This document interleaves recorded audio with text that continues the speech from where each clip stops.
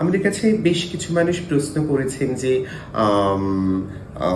Condom use করা নিয়ে তারা জানতে চেয়েছেন যে আমরা তো কন্ডম ইউজ করি, কিন্তু বেশিরভাগ সময় কন্ডম আমাদের ফেটে যায়। এটা নিয়ে আমাদের যেটা বলার, কন্ডম ইউজ করার কতগুলো সঠিক পদ্ধতি আছে। যদি সেই পদ্ধতিতে আমরা না যাই, কন্ডম অবশ্যই ফেটে যাবে। কারণ কন্ডম বাজারে আসার আগে তার অনেকগুলি টেস্ট হয়। সেই টেস্টের মাধ্যমে আমরা বুঝে নিই যে কন্ডমটা কতটা সুরক্ষিত। কিন্তু আমরা প্রপার ইউজ করতে পারি না বলে সেই জন্য মাঝে মাঝে কন্ডম ফেটে যায়।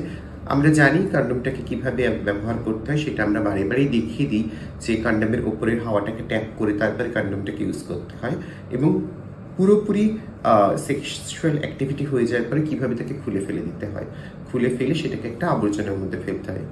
এই জায়গাটা একটা বড় জিনিস, যেহেতু আমরা আলোচনা করছি অ্যানাল সেক্স নিয়ে বা অন্যান্য ভ্যাজাইনাল সেক্স নিয়েও, সেখানে বুঝতে হবে যে অনেক সময় আমরা টাইটনেসের জন্য ভ্যাজাইনা বা অ্যানাল সেক্সের সময় যে অ্যানাস টাইট থাকে, সেই জায়গাটায় আমরা অনেক সময় তেল জাতীয় জিনিস ব্যবহার করি, যার ফলে কিন্তু কন্ডমটা ফেটে যায়। কারণ কন্ডমটা তৈরি হয় ল্যাটেক্স দিয়ে, রাবার দিয়ে, আর তেলের সংস্পর্শে আসলে রাবার গলতে থাকে।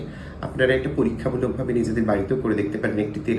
একটি বাটিতে তেল রেখে তার মধ্যে একটা গার্ডার রাখলে দেখবেন কিছুদিন পর সেটা গলে যায়। তো ঠিক সেইভাবে যদি আমরা ওয়াটার বেসড লুব্রিকেন্ট ব্যবহার না করি, যদি আমরা তেল জাতীয় কোনো লুব্রিকেন্ট যেমন ক্রিম, মাথায় মাখার তেল ইত্যাদি যদি ব্যবহার করা হয়, তাহলে কন্ডম কিন্তু ফেটে যাবে। ফলে কন্ডম ব্যবহার করাটা যেমন একটা সুরক্ষিত ধাপ, তার সাথে সাথে কিন্তু লুব্রিকেন্ট জেলটা ব্যবহার করাটাও ততটাই জরুরি। নইলে কন্ডমটা কিন্তু ব্যবহার করা ঠিকঠাক হবে না। যেমন অনেকেই প্রশ্ন করছেন ফেটে যায়, সেইভাবে ফেটে যাবে।